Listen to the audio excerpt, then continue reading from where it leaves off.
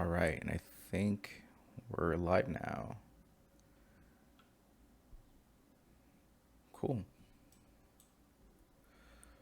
All right.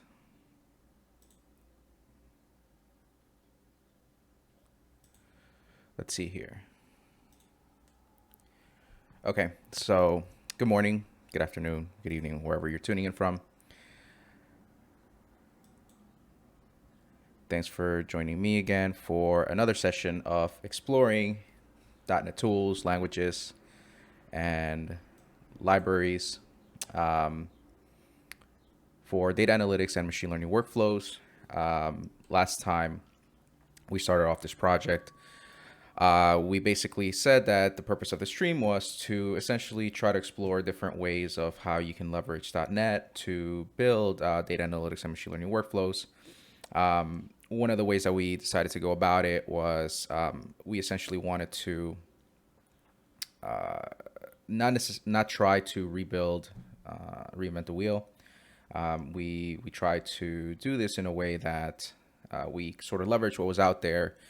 There's tons of content, there's tons of material that's both written in Python as well as in Julia and R for these data analytics projects. So we want to see, can we take those projects and can we go ahead and basically convert them into .NET, specifically F#, which, as I mentioned in the previous stream, I think is really great for these types of workflows. So let me paste this into the chat. This is the project. Whoops, not that. That was weird. So I just pasted it into the chat. The link to the repo that we'll be working off of. It's the stream projects, and this is going to be sort of the central location where we're going to want to keep all of the content and all of the stuff that we do here on stream. At the moment, the only thing that we started off with was this data science full day, and if we recall, where this comes from is from this repository, the Microsoft Reactors repository. This repository contains workshops that are delivered on a fairly regular basis at Microsoft Reactors. Reactors are these hubs where meetups, communities, startups can basically come together and learn and connect together. And in this particular case, what we're doing is we're following this Data Science 1 full day workshop, and we started off with the Python, getting an introduction into the language so we can get comfortable with it. We weren't necessarily doing Python, but we were doing F#, right? So in this case, for us, we were going through F#, and what we did was we were using Jupyter Notebooks, right, which provided us with this really nice interactive programming environment. And in addition to Jupyter Notebooks, what we used was .NET Interactive, which is the .NET kernel for Jupyter Notebooks. So let's see here. Let me try to start up this repository. So considering that we're still very early on into this stream, I'm thinking that there's so many different ways that we can go with it.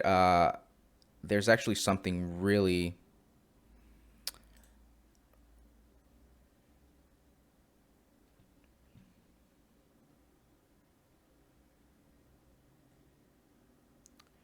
interesting that I ran into last night.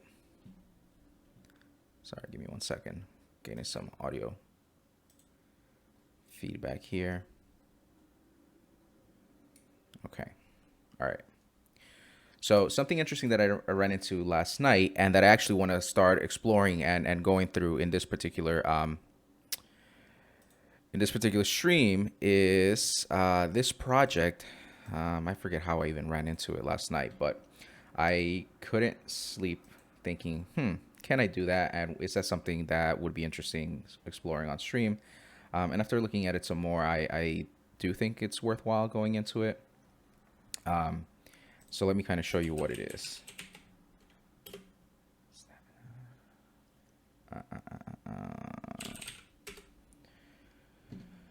Okay, so as you can see, it's fairly new news, or a fairly new announcement. You can see Microsoft and Intel converts malware into images before analyzing it. And essentially the way they do it is at a very high level. They take the binary, they convert it into pixels, they reshape the images, and then they use transfer learning to train these images to try to predict or categorize whether a particular binary or a particular file is malware.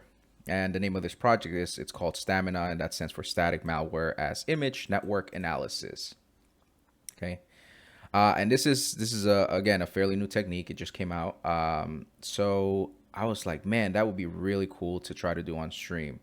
So I have an idea of how we want to go about this. I think some things might be a little bit more challenging about it. I'm actually not particularly concerned with the transfer learning piece, the transfer learning technique.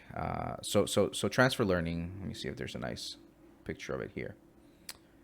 There isn't. Let me. Because there was a paper published. There we go. So a white paper was published. So essentially what transfer learning will do at a high level, transfer learning basically takes a model that was trained to recognize a certain particular set of categories, right? And what transfer learning allows you to do is exactly kind of what it sounds like. It allows you to transfer what you've already learned and sort of try to apply it or incrementally learn something else or learn new categories, right? So for example, as humans, when you're young, you are you may be, for example, learning shapes. Okay, so when you're learning shapes, very young, and you learn, okay, this is a square, this is a triangle, and some of the things that you learn is, okay, well, depending on the number of sides, that's one feature, one way to sort of categorize these things. And then when you're shown another shape, you may not know about it, but if you're taught this new shape, then you're able to say, okay, well, this is a circle. Okay, now a circle is a shape. So that's something else that I can sort of add to my knowledge base, if you will, right? Or what I've learned. So very similar with neural networks. That's kind of how it works, where you take models that are already trained. In a lot of examples, these are models that learned how to classify certain images, and you use that as a base.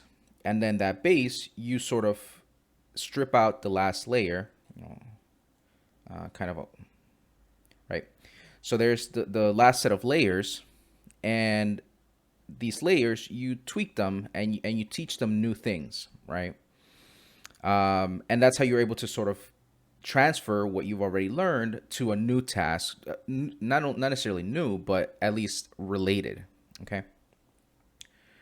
So this is really cool, and ML.net, which is an open source machine learning framework.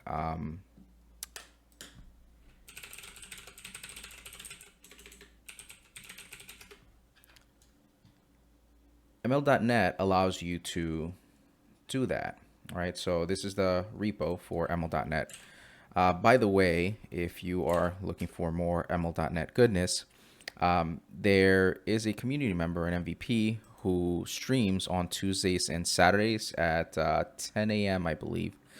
His name is Alex. Let me actually drop.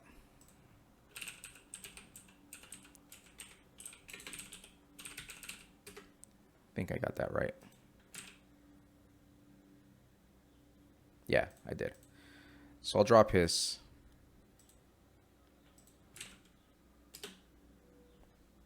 Twitch in the chat, so you can check out his Twitch. He's doing some really cool work, basically building out machine learning ops or ML ops pipelines, right, which is essentially applying DevOps practices to machine learning workflows, and he's doing a really, really cool job of that. Something else that you may want to check out if you want some more ML.NET goodness is the virtual ML.NET conference. It's hosted by the community. John and Alex are sort of the organizers.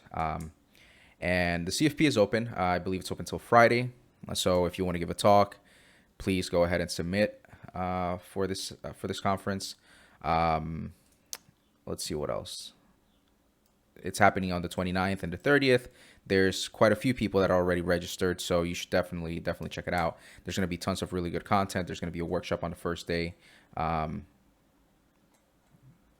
there's going to be a workshop on the first day. It's a full day workshop where you're going to learn essentially all things ML.NET from scratch. And yeah, so it should be fun.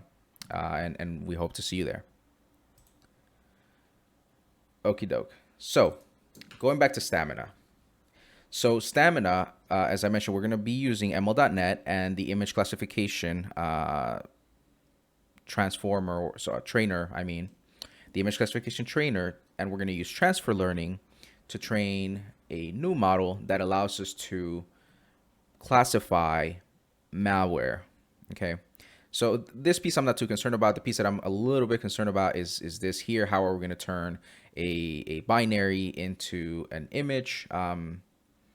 It seems pretty straightforward, but it seems like there are some instructions as to how to get this working and how to replicate this. And some of that some of that I'm not quite sure how it might work. So we'll use the stream to sort of learn how to make it happen. Okay, so, but for the time being, let me put this off to the side for now. I think I'm going to stream a little bit longer today just so that we can at least get started with Stamina, start playing with it a little bit. But in the meantime, this sort of first half an hour, we're going to continue with the workshop that we started. All right, we want to keep exploring some features of F#, how it compares to Python, and how similar they are in many ways. And then the back half of this stream, I want to use it to sort of work with Stamina. And what I'm thinking is, I'm thinking that Mondays, on Mondays, I'm probably going to continue doing the workshops, right? And trying to use these other different tools to essentially build out these workflows and try to convert these workshops that are built and written in Python to .NET. And on Wednesdays, I'm thinking that I can work on this project. So I'll sort of stagger and I'll do both, because I do think that both of them deserve to be covered to the same extent, right? I really do think that this is really cool and this is really interesting, but at the same time, I definitely had to talk about this one because I thought it was really exciting. I think it's very doable inside of ML.NET, and yeah, so let's try it out. But in the meantime, again, let's leave this to the back half, and we're gonna keep on going with our workshops here. So let me go back here. First thing I'm going to do is I'm going to start Jupyter Notebooks, right? I'm going to start the server so that I can work with my Jupyter Notebooks. And it was a stream project. Okay, Reactor. Whoops, it was notebook, not notebooks. Okay.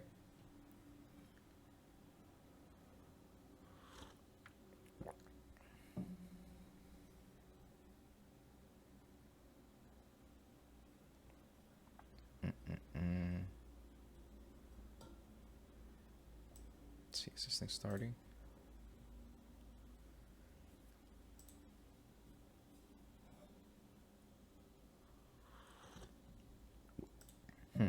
It's taking a while. Oh, it seemed like it. That was weird. Okay, fine. So I cheated and I kind of went a little bit ahead and looked ahead to see kind of what I wanted to cover for the remainder of this. If we recall in the previous stream, we covered a few things. Let's see when this loads. Let's try to put them side by side.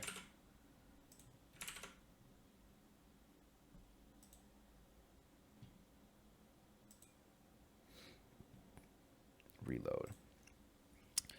So some of the things that we went over in the last stream were assigning variables and printing those out to the screen or to the notebook. In that case, we went over Jupyter Notebooks and the interface in general, how you can run, how you can essentially run cells, right? So that's one of the nice things about Jupyter Notebooks is that it provides you to sort of, it provides you with a way to, in a sort of an ad hoc fashion, run code. So I can run this here, and then I can run this other cell down here, and you'll see eventually.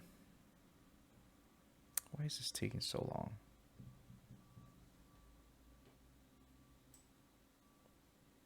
Let me see.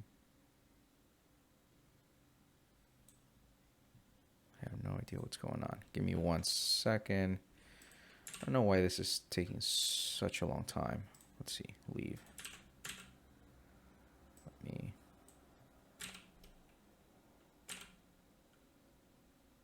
Okay. That's weird. All right. Let's try that again. Jupyter. What? Jupyter Notebook.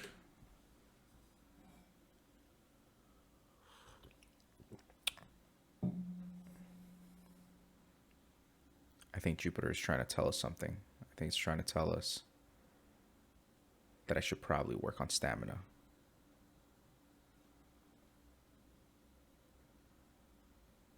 I'm actually not joking. I had a really tough time sleeping last night because when I saw this, I'm like immediately this sort of the spark, it started going in my head. I'm like, man, I think we can really do this, and it won't be too hard.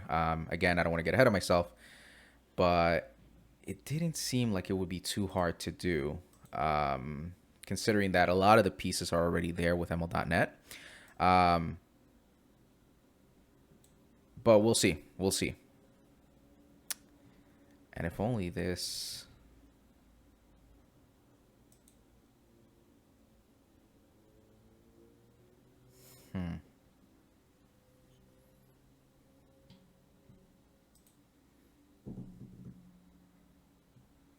This is really slow.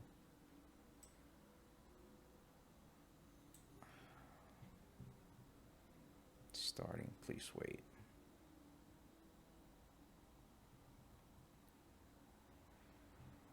Okay, so it started, but will it execute my code?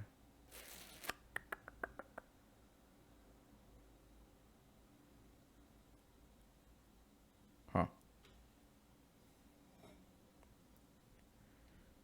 I mean, there's no visible errors here. So I don't see why. Okay, there's that. Took forever. Okay, that's quicker. Yeah, so what I was saying earlier was, as you can see, you can essentially run code in an ad hoc fashion. You'll notice that I ran this one first and I ran this one. And then I didn't run this, and not running it in sort of a sequential order did not affect my output, right? So I can sort of have these blocks of code, these snippets, and that's what essentially I can sort of containerize in a way and isolate the pieces that I wanna run. And in addition to that, right, you get this really quick visible sort of feedback that you could do, at least with F Sharp, and I guess with C Sharp Interactive as well. You could get that feedback on the REPL, right? The read, evaluate, print loop. And for text scenarios, that certainly is fine. It's great. Just to just do something quick and dirty. But in data analytics workflows and machine learning workflows, you have visualizations, you have tables of data that you want to visualize, you have charts that you want to visualize, and graphs. And in those cases, the REPL or the command line isn't sufficient enough to allow you to do that. So that's kind of where one of the ways in which Jupyter Notebooks really shines. Okay, so if we remember, we start off by assigning variables, printing out values to Jupyter Notebooks in this case, right? Going through different operators.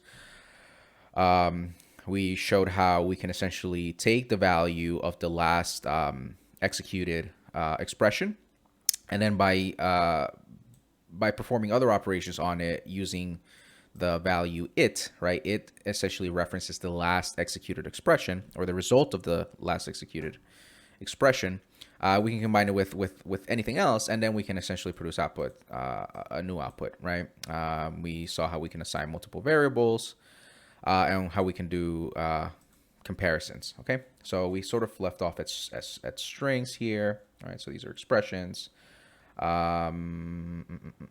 left off at strings. So strings, I'm not going to go too much into it, right? A string is, for the most part, the same in a lot of cases, right? If we want to concatenate strings, I don't think we can do this. So let's see. Oh, so one of the other nice things about Jupyter Notebooks is that you are able to write notes inside of them, right? So in this case, what I'm doing is I'm pressing the letter M on my keyboard, and what I'm doing there is I'm essentially converting the type of cell to Markdown. And Markdown is this really nice plain text way of formatting text. Okay, so let's see, Markdown here. Let's see, what is this? Let's write a heading 2, and it's going to call it concatenating strings. By the way, so I hit the M button on my keyboard, the keyboard shortcut, right? The M letter key. But you could also do it here, cell type, and you can change it. See, in this case, I could change the code, cell type, Markdown. Okay, cool. And then you would run it just like you would any other cell. You can either click run or control enter. Okay, so concatenating strings. Let's see.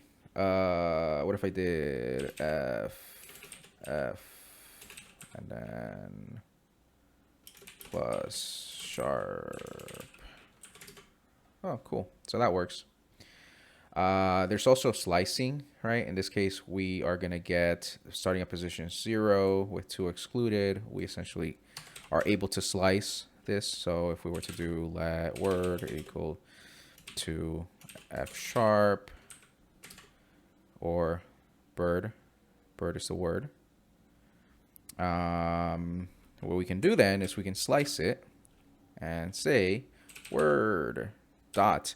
So to index values in F sharp, you notice that in Python it's just your word or list or whatever it is that you are going to be interacting with, your collection, in a sense, you're in the indexable collection.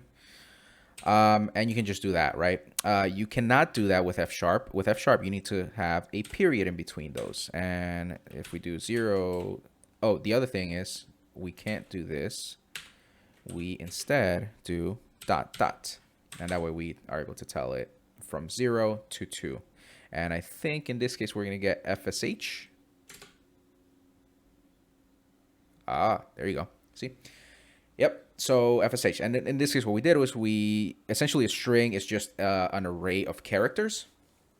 And what we did here is we just accessed those characters individually. We took the character array and we took characters 0 through 2. Okay. Something else that I think we can do, this is actually coming.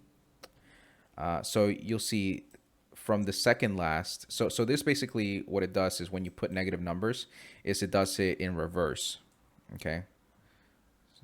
So let's see, pi, supercalifragilistic. Yeah. So you can do reverse indexing. So in this case, we went from the front to the back, but can we go from the back to the front?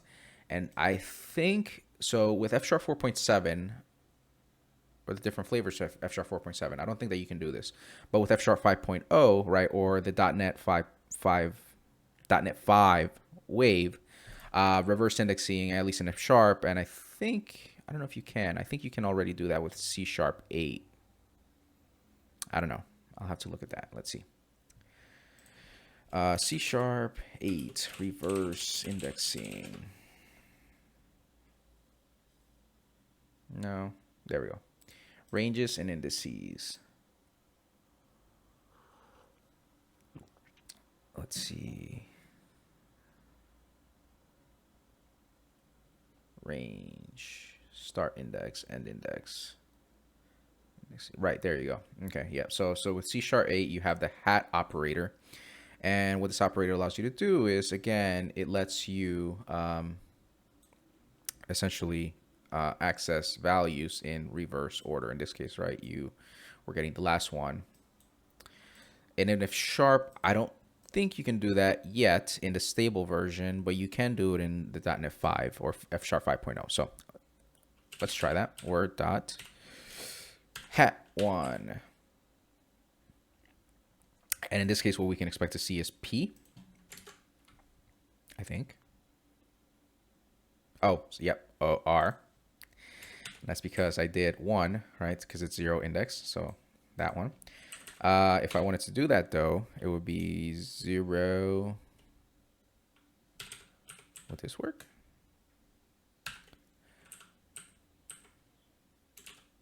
Two? No.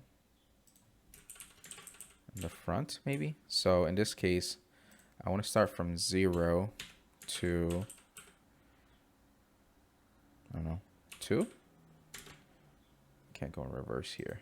But if I did this, would that work?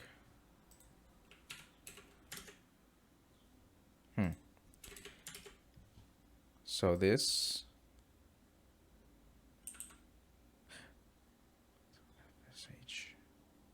A. So this one, it did everything but the last two. So I'm going to do the last two.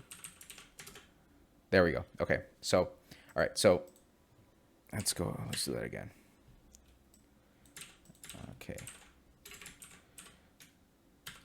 Hat 2. Okay. So in this case, what we did is go from the beginning and show me everything but the last two. And in this case, or the last two. In this case, what it did was show me the last 3, right? Because it's inclusive in the beginning is inclusive. It's show me the last 3, only the last 3, right? So that's kind of how you can do reverse indexing and reverse slicing. Okay, so cool. Now on to the fun stuff, which is lists. List is something that's really cool to work with in F#. That's actually one of the, among the many things, it's one of the really nice features, if you can even call it a feature, of the language that I really like. So let's see, F# collections.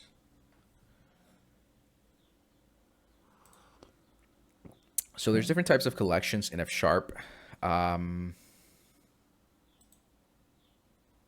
Make this a little bit bigger. So there are lists which are ordered, immutable, same type, and it's implemented as a linked list. These are arrays are fixed size, 0 based. They're mutable. Whoops. That's not what I wanted to do. No. They are mutable. You can access them by index, and they are all the same type. One of the nice things, and I think that this is going to be particularly interesting to us as we continue to work with machine learning and workflows, is you can have 2D and 3D 2D and 3D arrays, which when we're working with with matrices and doing some linear algebra operations, this may come in handy. You have sequences, which are, you have an ordered collection of data. You may not want to use all of its elements, and it's lazy. Okay. Sequences are, it's a type of alias for IEnumerable, right? So if you're doing any sort of interop with F sharp and C sharp, you might want to use sequence. You have maps, which is essentially a dictionary, okay? And then you have sets. And there's different operations that you can apply or do to these. And it's really nice, right? It gives you the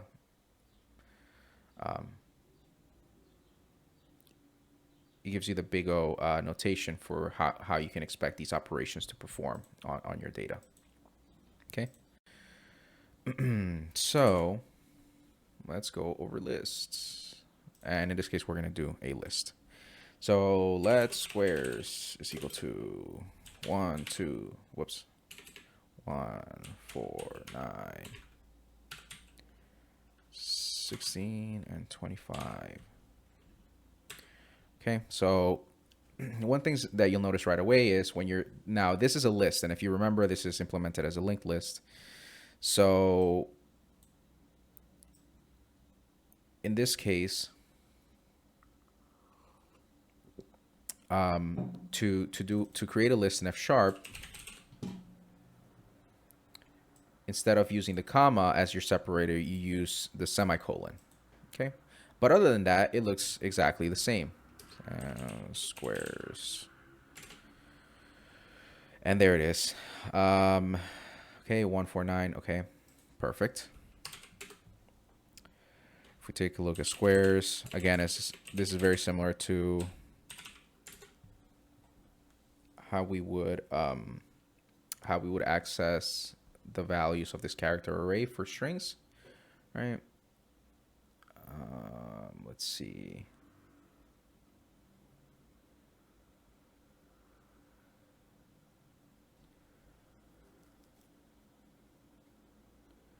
Let's see. How can you?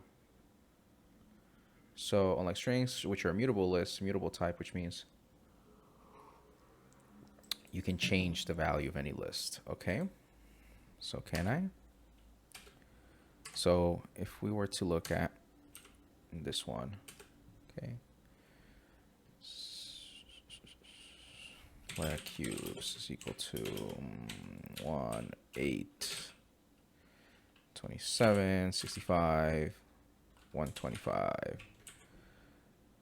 Okay.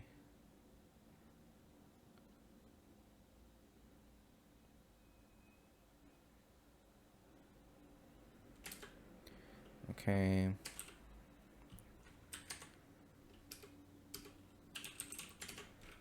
Now if we go here to cubes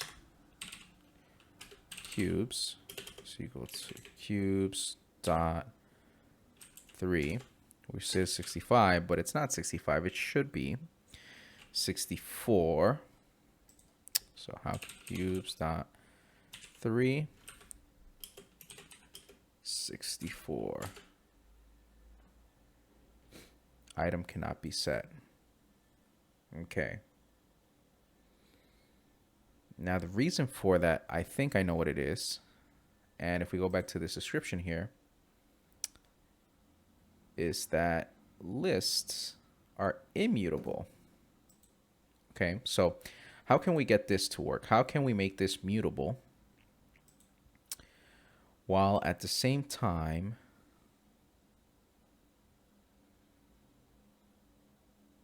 getting this to work? So one way that we can do this is we can either type this out again as an array. Remember that this is a list, which is implemented as a linked list. If we want to get it as an array, we do something. So there's this really neat way of doing this. So let's do this. Let cubes is equal to cubes. array.offList. Okay. So what we did here was, there's a few things that happen here. So we took cubes, right, which was a list, and then we piped it forward to this function, array of list. So what this is going to do is it's going to take a list and it's going to create an array, and we're just going to store it back into this other variable called into the variable called cubes, right? Now this pipe forward operator, or the pipe operator, what it allows you to do is it allows you to take parameters and pipe them forward. And this is one of the other nice things about F# is that it allows you to compose functions, and it allows you to sort of operate on lists or collections or different items. And it allows you to compose your logic, your business logic of the operations that need to take place on your data in a very readable and sequential sort of manner. And it's really nice how that does it. And the pipe operator is just one of the ways that you can take advantage of this. Okay, so now if we try, cubes, what happened here?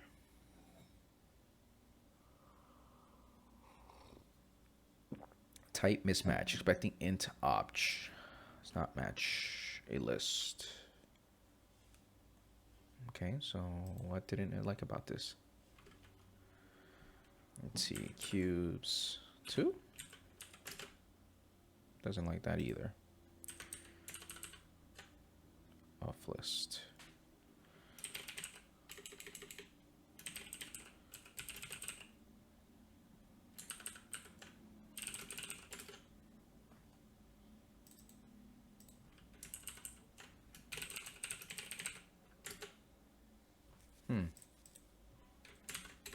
Why doesn't it like this? Expecting an integer array, but given a list,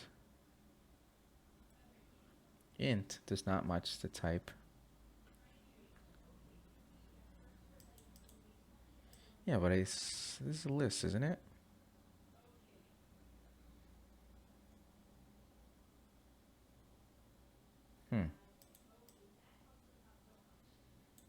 Okay,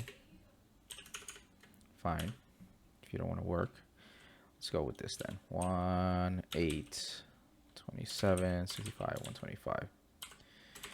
So when you want to create an array, you can essentially just add these bars, pipes, at the beginning and the end, and that's essentially what changes it from a list, which didn't have the bars, to an array. Let me see now. Cubes. Okay, and now you can see that works. And now if we wanted to change the third one, it would be cubes dot 3 64. There we go. And now if we were to type cubes again, we can see that we've changed it to 64. Okay. So that's how we would replace.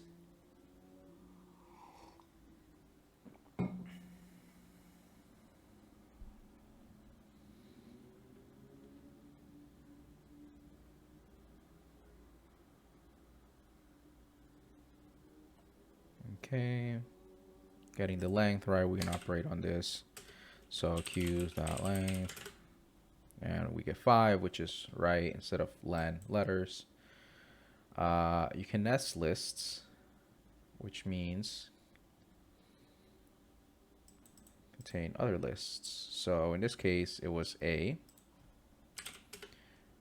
In this case, I don't know if it's going to work because they have to be of the same type, but let's try it. A, B, C, let A, let n equal to 1, 2, 3. Let x equal to a n. There we go. All elements of a list must be the same type. First element, car, yep, and exactly. So this is exactly what I thought.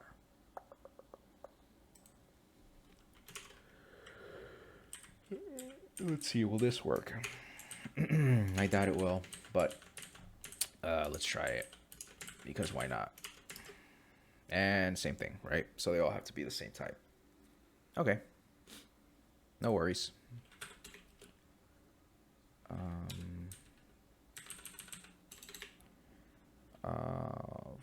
Four, 5, 6. Okay, and if we were to show this, right, there it is. So it's 4, 5, 6, 1, 3, or better yet, print fn%a. There we go. So 4, 5, 6, 1, 2, 3.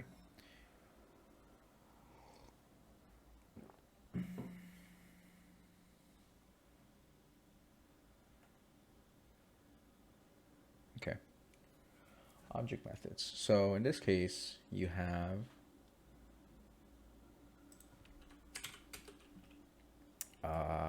let beetles equal to John and Paul,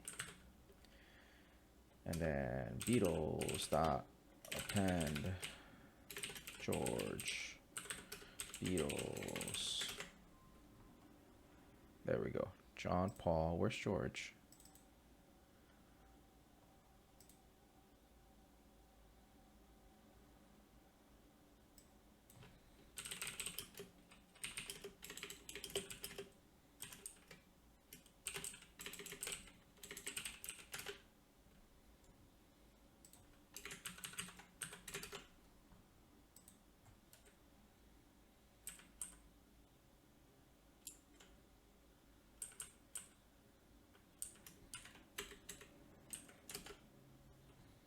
Okay, so how can I add beetles? Let me see. Does a list have an append operation? Yeah, it does have an append operation. Do I have to save it though?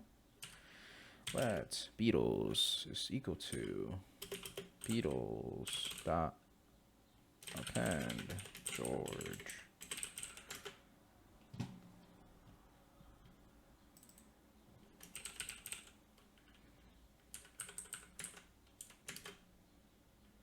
Okay. Okay, so it will let me do that.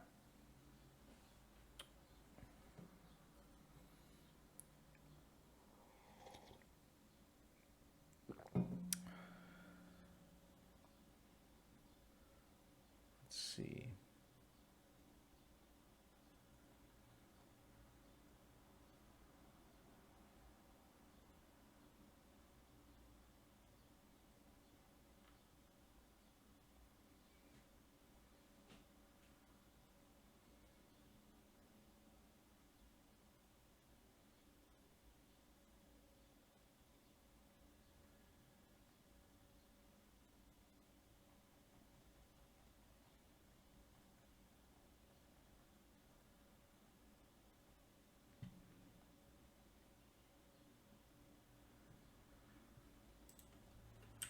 Oh, right.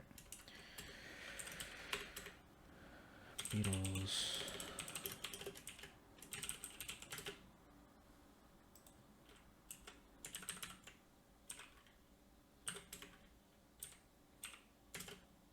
There we go. I knew there was this thing. And if I do print fn%a. Okay. Boom. Okay. So let's go back here. Okay. So this, if you print it out, right? Let's beetles equal to,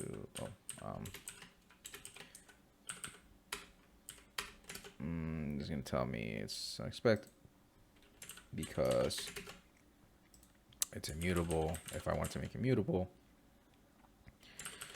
in which case I can just do this.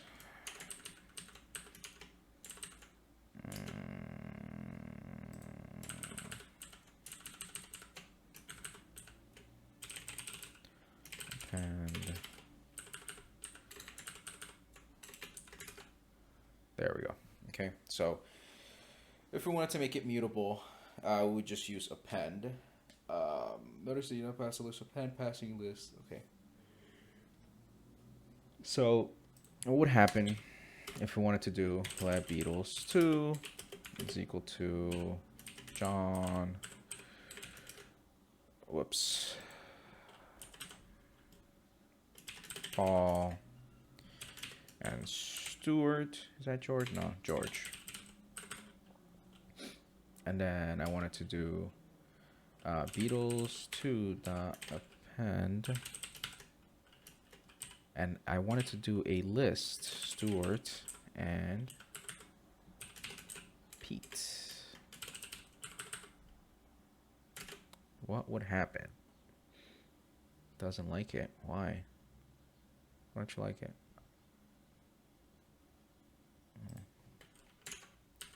For one, we're doing this, right? We're doing an array so that we can append to it. That's number one.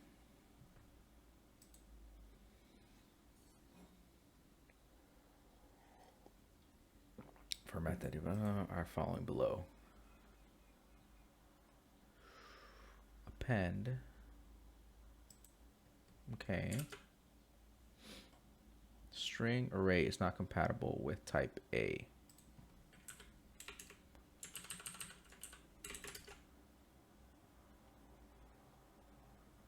So like Pete and like Stuart,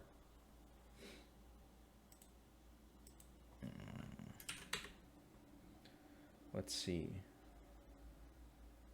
The thing is that, so here's the thing with Python. It's that if you were to do this, right? So if you were to do this, okay,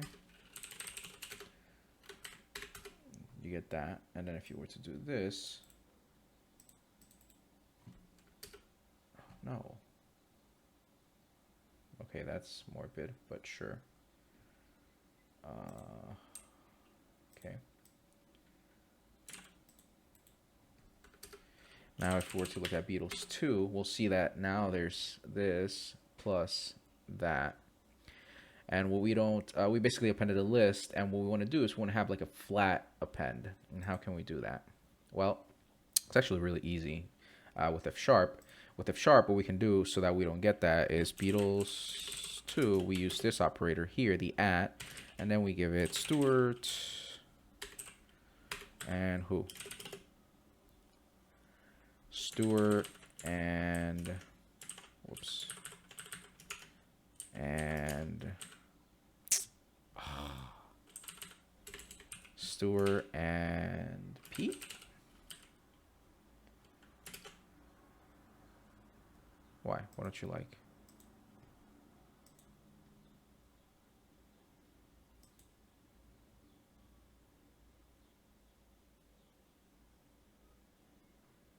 Stuart and Pete.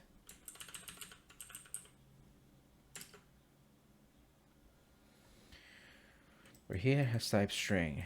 This expression was supposed to have type A, but here's type A, whatever. Okay.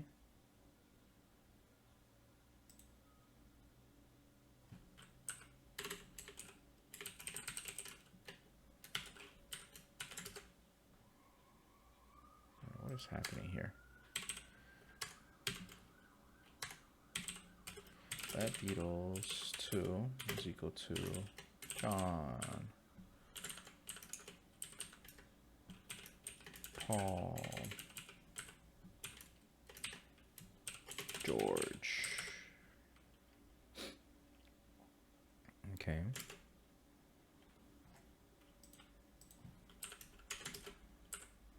Okay. So now what I want to do is I want to tell it Beatles2.append. What do I want to append? Stuart and Pete. It's not compatible with the type tag.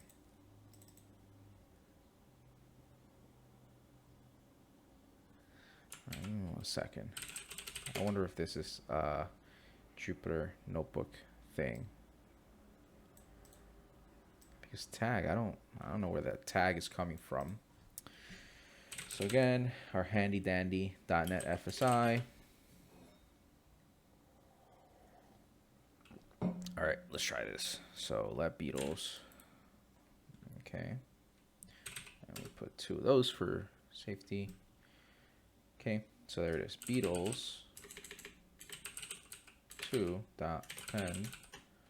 And if we want to go with, what is it, Stewart and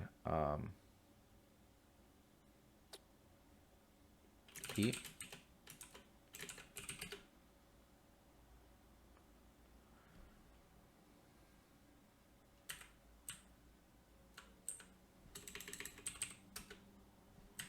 Yeah. T does not define a field constructor. Thought it did though. Could be wrong, but yeah, append on array. Now we did it here, so the only thing I can think of is you can only do 1.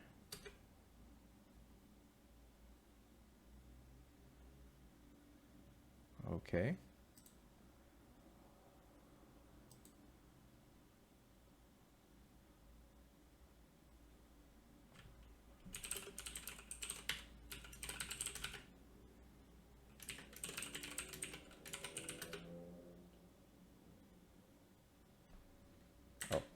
Express an equal.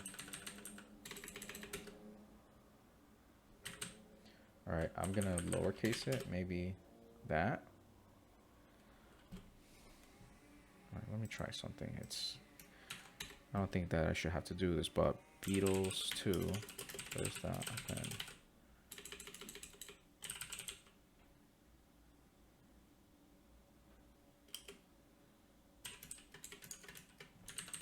That's actually array. Store P. Okay, so that worked. But why wouldn't the other one?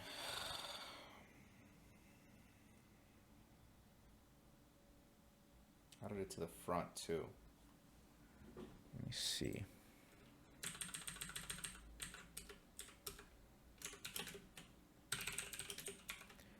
%A. Add it to the front. That's weird. That's weird that it wouldn't work. But essentially, we kind of got what we wanted here. Returns one doesn't list that matches objects you pass in. Dot count, remove, pop, insert, reverse, sort. Okay, so one of the things we can do here is Beatles 2 array dot sort, and we can see that it is now sorted, and it's only doing it these 3 because, again, if you recall, these are immutable. And even though we did this operation here because we didn't store it anywhere, nothing happened. Okay, tuples. All right, so we're running low on time, or at least running low on time to keep going with this. So tuples in C#, in F#, they're kind of the same thing, and in Python, again, it's this way to sort of have this data structure that you can combine items of different types. In this case, you have 1, 2, and 3. So let T is equal to 1, 2, 3. And if we print T, you'll see 1, 2, and 3. Okay. And if we wanted to access things, for example, here, right, it's trying to access T1, so the first item, right? So T dot, can I do this? I can't. But what I can do is T dot item 1. There we go. So that's how I can access the individual items inside of the tuple. The other way that I could do it is first T.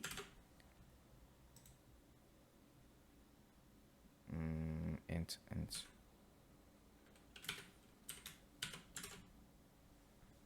Why doesn't this work? Let's see. Tuples, tuples, tuples, tuples, tuples.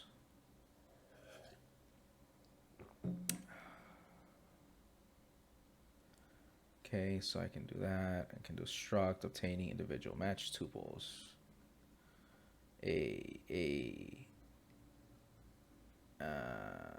First. Oh, okay. So if I want to do that, I can only have. So essentially, what this error here is telling me is t. If it were to do let t is equal to 1, 2, right? Then if I wanted to access the first one, then I would say first t. Boom. That's how I can access it. But it only works with. It only works when there's 2, respectively. It doesn't work if there's more than 2. Interesting. Okay. Fine.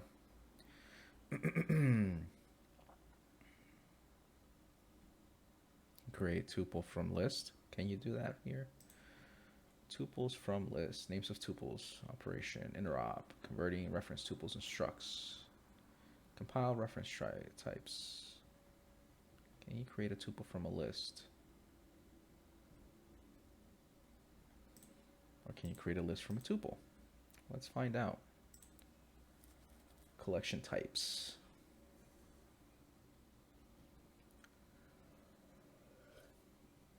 It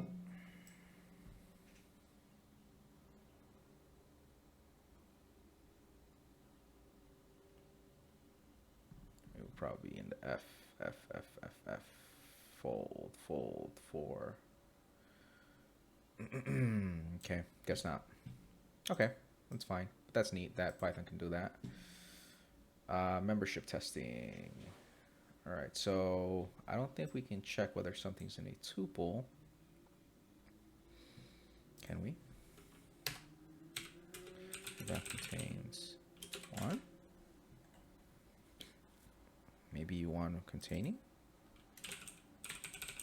Maybe that is what I want. It's not. No overloads matter containing the possible tuple.containing type constraints int component type A containing. Let's see. Tuple.containing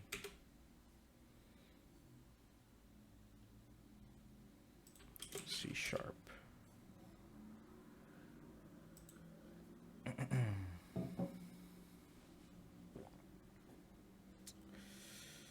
Tuple.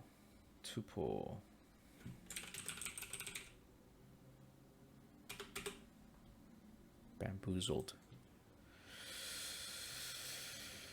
Okay.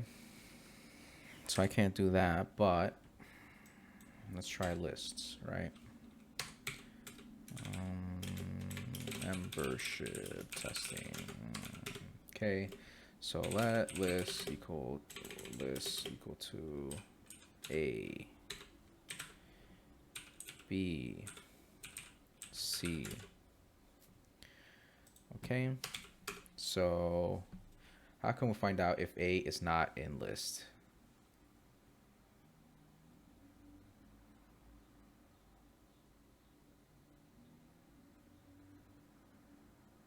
I can do this list contains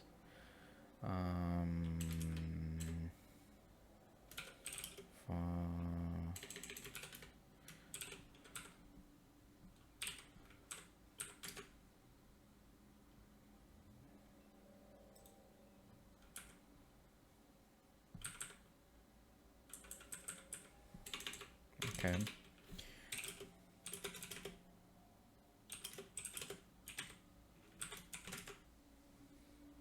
Okay, type to the valid constraint list is not defined.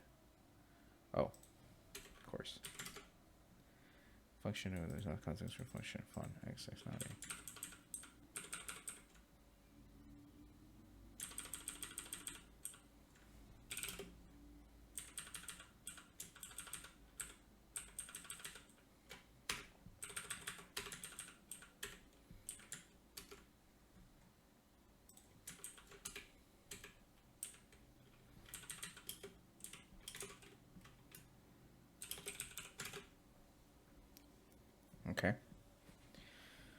so this is how we can check whether A is not in this. So if we use the pipe operator, list contains A, and then we tell it not. So in this case, it will return true that it does contain it, but by saying it doesn't contain it, it's false, which is false because it does contain it. All right, dictionaries. Oh, actually, it's 11. Let me stop here for this, and let me actually get started on stamina. All right, so let's put a pause on this. So what we learned, let's see, in a roundabout way, was how to work with strings and basically slicing them because they are character arrays at the end of the day. We learned how to change the values of arrays, right? Because they are mutable and they all have to be the same type. We also learned how we can create two-dimensional or n-dimensional arrays. Okay. We did some operations to add data to existing arrays. We performed sorting operations. We learned a little bit about the pipe operator here, which allows you to take basically the value here and pipe it in as input or as a parameter to some sort of function or operation on the right-hand side. I learned a little bit about tuples, how to access tuples, and how to do membership testing, basically to find out whether an element is part of a list. And we, again, use the built-in operations for F-sharp collections as well as the pipe operator to sort of, again, build this sequential way of operating on data. All right, so stamina. Let me shut this down.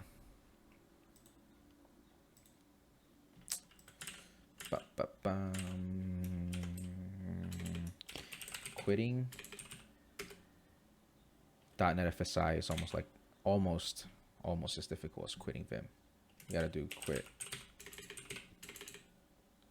pound quit that quit semicolon. Okay, let's clear. Okay, that's not good. All right, so let me go back here, make sure that this is saved. Let me make sure that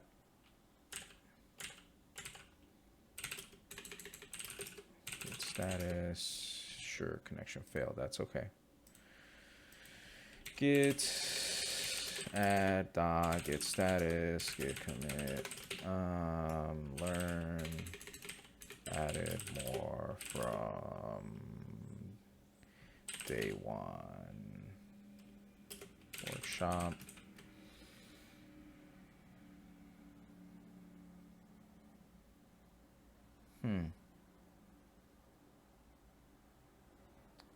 It looks like I am frozen.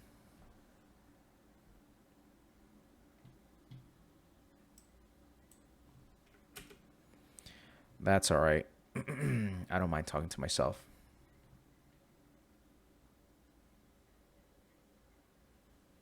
Just make sure that I really am frozen.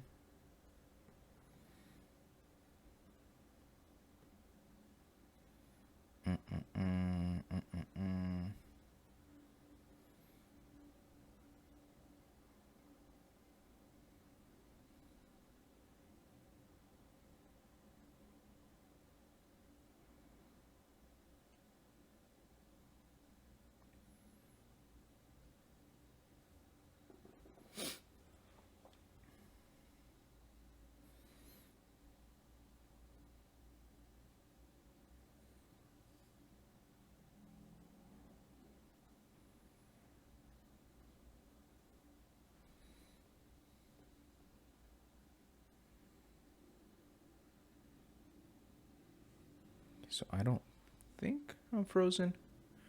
Let me refresh myself. Okay, I can see myself. What I couldn't do was... All right, fine. I can see myself, though. Weird. All right, let's keep going. So git status...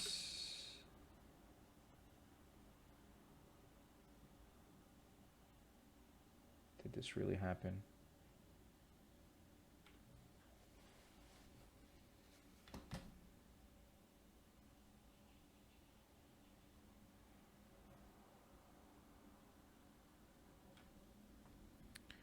Let's see, OBS. Yeah, I mean, looks like it. Okay, cool. Git push, what is it? Git status, git push, origin, master. And we should see the changes. So let's set up stamina now. So stream projects, make their stamina, cd stamina, .md, .net, .net, new console, new solution.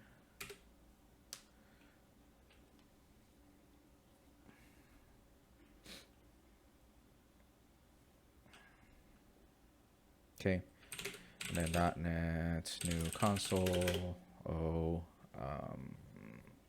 app, lang, F#. How does that look? I think this looks good. Okay, let's try it. Git status. Okay. Git status. Git add. Co stamina.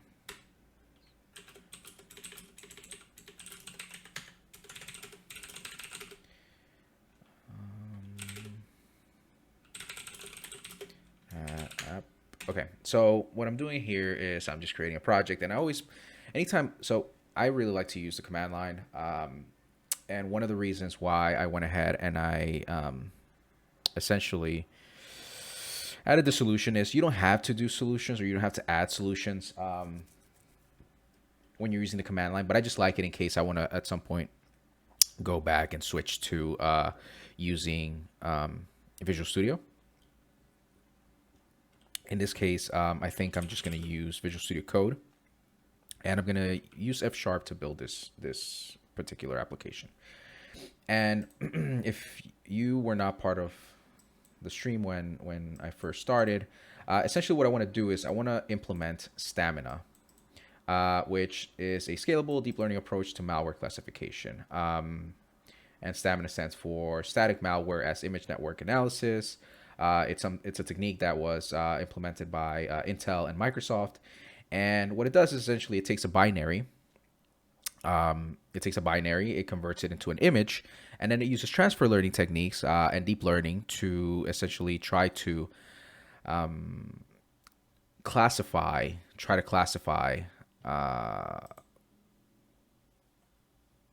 malware. Okay, so with that in mind, we're going to be using ML.NET, we're going to be using F#, we're going to be using .NET to do all these things. We're going to .NET everything. I don't know how the original authors or creators of this implemented it. I would presume that they use Python, but I have I feel pretty good about implementing it in .NET. So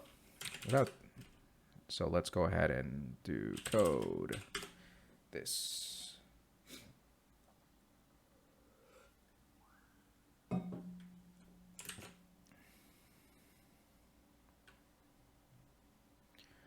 Okay, so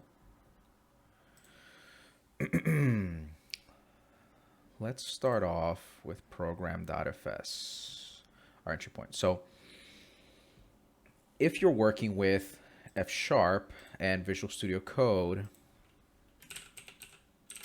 you should definitely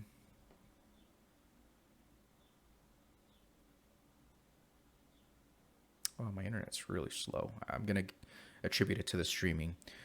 It's Ionide, and it's a tool. It's actually built by the community, so it's all community contributions, and it's this really cool project that what it allows you to do is it allows you to essentially it turns Visual Studio Code into a sort of like it says here, like a full-fledged F# IDE.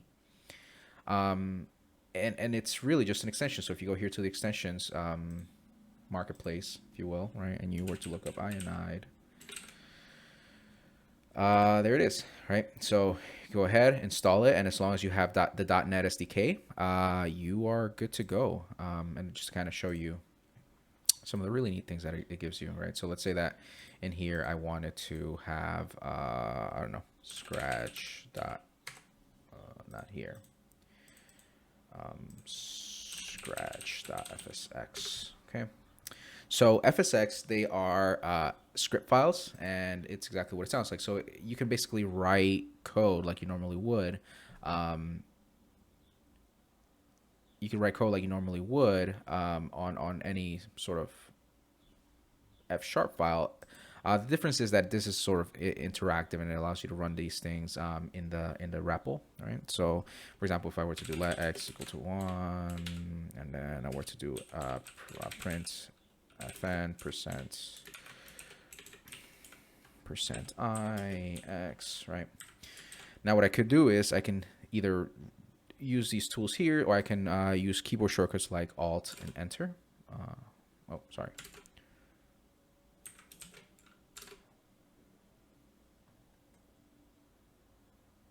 Okay, that's weird. Selection not found.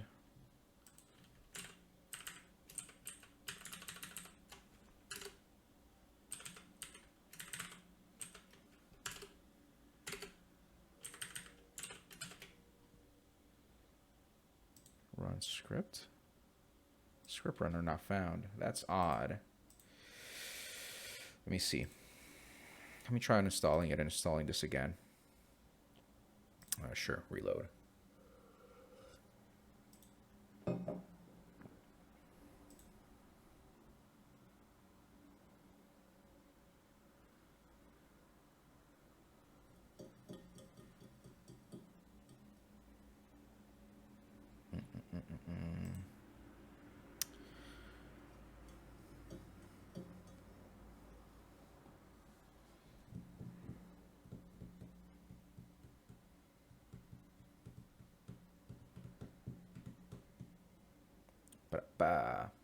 Okay, so let's go to Ionide.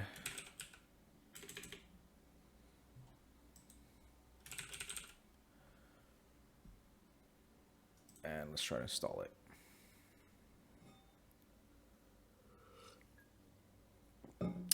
So the good thing is my webcam hasn't stopped working, so that's good.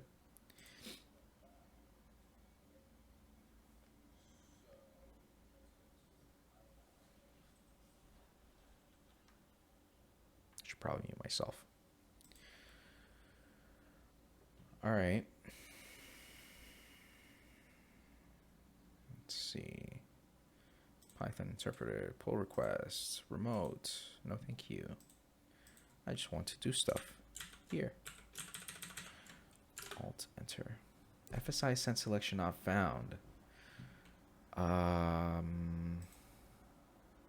Man, that really stinks. Add entries.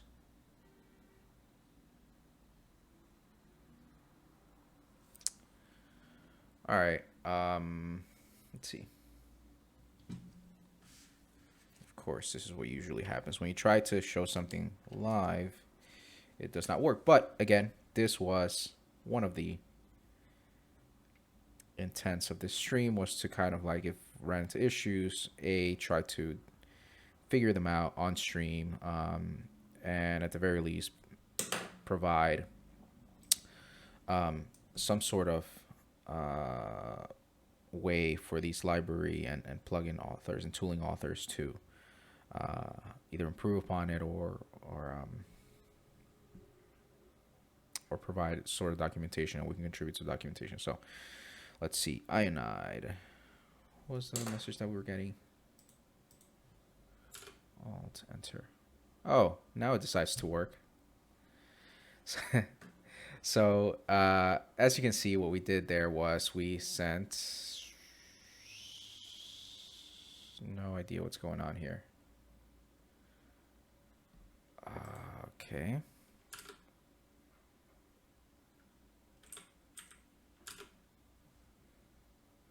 That was weird. Okay.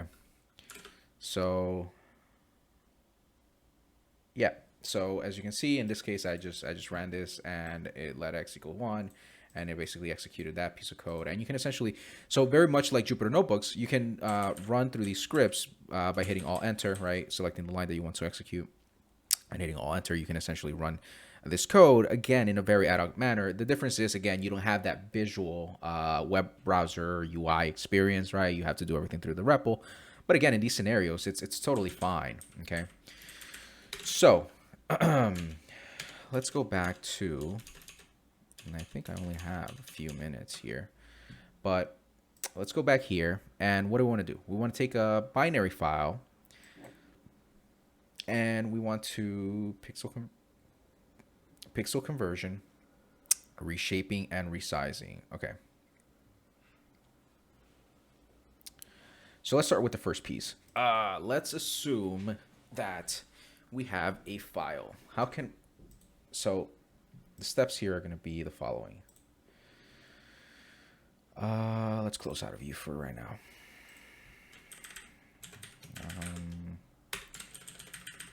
Let's get rid of all this stuff. So essentially what we want to do is the following. We want to, number one, load binary, convert to image, train or use transfer learning to train a model to classify images. Yeah, good enough. Evaluate model. Okay, fine. And what we're going to be using here is ml.net. So but we're not going to use it until we do the transfer learning piece. So let's hold off on that for now. I think this is the most important piece. So in this case, let's try to I don't know, my binary.txt. Let's see, the lazy brown fox jumped over. Is that how it is?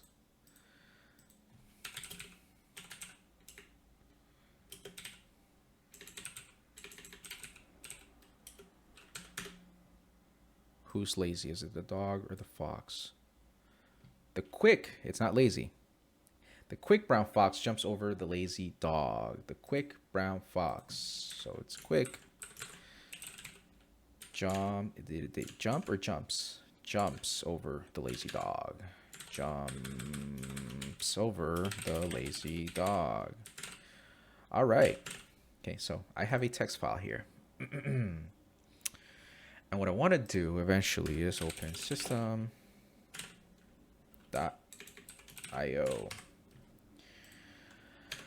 I want to be able to say, okay, let binary is equal file is equal to file.read all bytes. I think that's fair, right? One of the things, oh, well, do we have to? We'll see. Sometimes Visual Studio and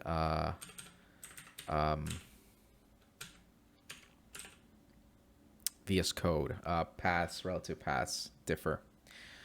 Well, let's try this. The other alternative would be for me to include this in my as part of my build, right? But let's try this. Read all bytes, and then why does a binary file? Interesting that it expects this. Okay, fine. So what I want to do now is I want to debug. Sure. create a launch JSON. Can I do it here with Iodide? Where is this?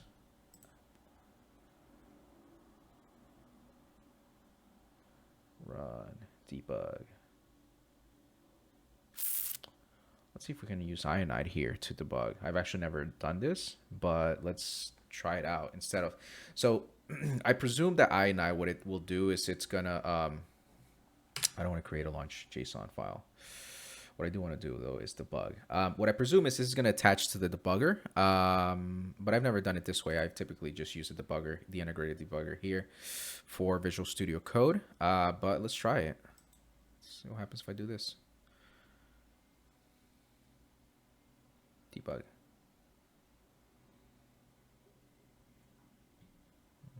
What do you want?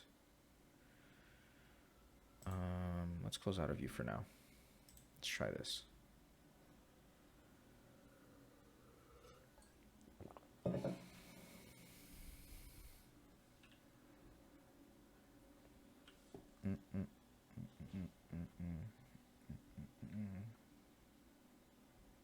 Nothing happened? Oh, there we go. Okay.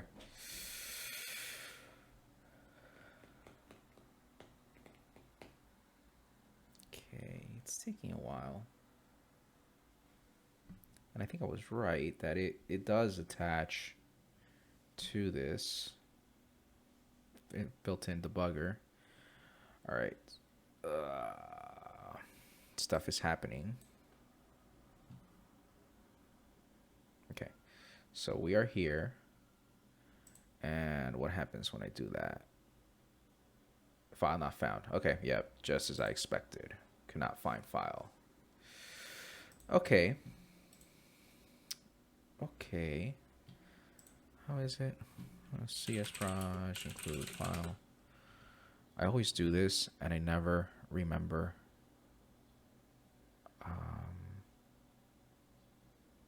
I never remember how to do it. So ms build. I think this is how you do it. So let me stop this for now. And I'm going to go here to my fsproj file, and what I want to do is I want to tell it, hey, include something. And I want you to do, what is it, my binary.txt. I think this should work. I think. Let's try it.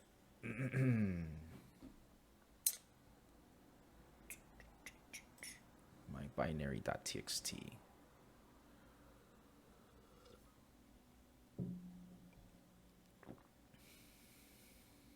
Okay, are you gonna work? No. What didn't you find? Still cannot find file. All right.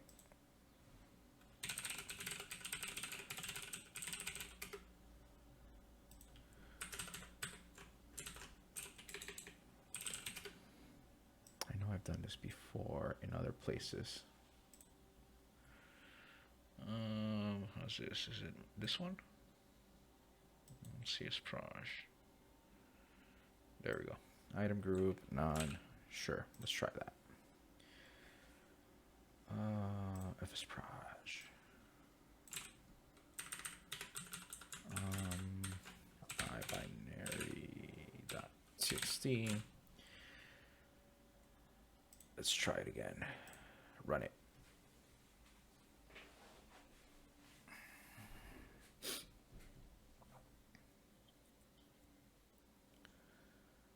Bum, bum, bum, bum, bum.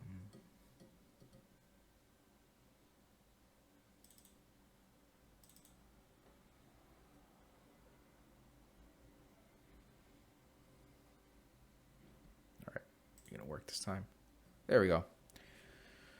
All right, so, okay, not bad. So we got the binary data, but how can we turn this into an image?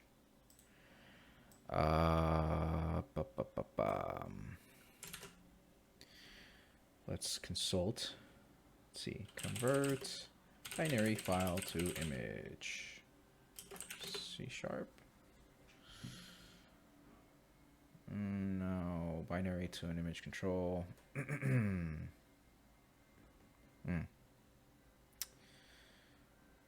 Okay. I'm actually running low on time. So I think I'll leave this for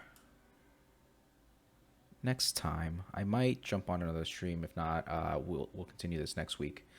But yeah, so essentially, we have achieved one thing. Number one, we got the FSI working. Yay. We got the FSI working. We got our project set up so that we can then start this next week. We can start essentially building upon what we've created here.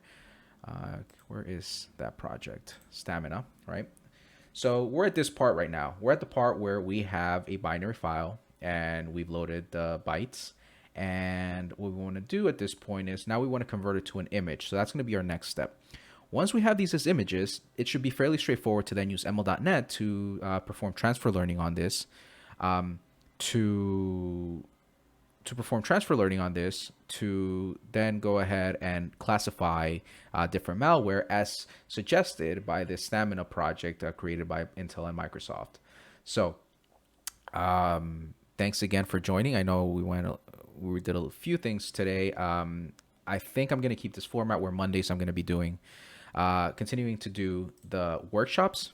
Okay, and learning a little bit more about F#, learning about the language and how we can use it to build machine learning and data analytics workflows. And then the other piece of this on Wednesdays, I'm going to try to continue working on Stamina and learning a little bit more about that, because I do think that it should be fairly trivial. Once we figure out this piece here of how can we take a binary file and convert it to an image, this piece here of the training should be fairly straightforward. So yeah, thanks again for joining another session. I hope to see you again next week, where again I'll be continuing some of this work both on Stamina and the workshops. I know I certainly learned a lot from this, and yeah, see you next week. Bye.